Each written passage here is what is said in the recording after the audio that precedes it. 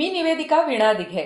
लेनोरा माइंडट्यून कन्सल्टंट्सच्या एन्हान्सिंग happiness या सिरीजच्या आजच्या दुसऱ्या भागात मी तुम्हा सर्वांचं स्वागत करते.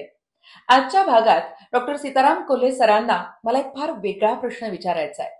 सर, आर्थिक स्थैर्य मिळण्यासाठी काउन्सिलर किंवा थेरपिस्ट काही उपाय देऊ शकतो का, आणि तो कशा प्रकारे?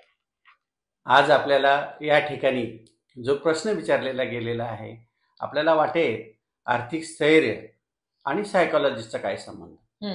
परंतु आपल्याला सर्वांना माहित आहे, आपण अर्थार्जन करण्यासाठी काहीतरी काम करत असतो. अगदी बरोबर.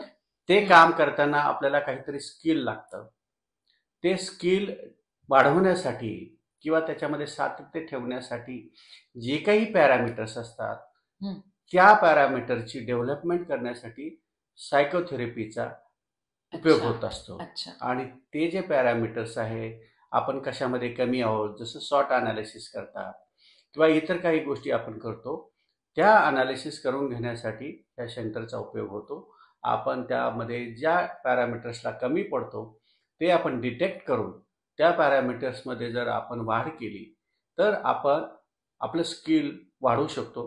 स्किल वाढवलं म्हणजे आपोआपच आपल्या कामामध्ये आपल्याला गती मिळते, कामात प्रगती होते आणि अर्थार्जन आपलं वाढतं. समजा एखादा बिझनेस असेल किंवा एखादी नोकरी असेल, ती आपण जर स्किल वापरून जर केली तर आपल्याला निश्चितच त्याचा अर्थार्जनासाठी फायदा होतो. मिळालेलं अर्थार्जन देखील कसं टिकवायचं, त्याला कसं वाढवायचं, याची देखील या ठिकाणी तयारी होते आणि आपण एक चांगलं सुकर असं जीवन जगू शकतो.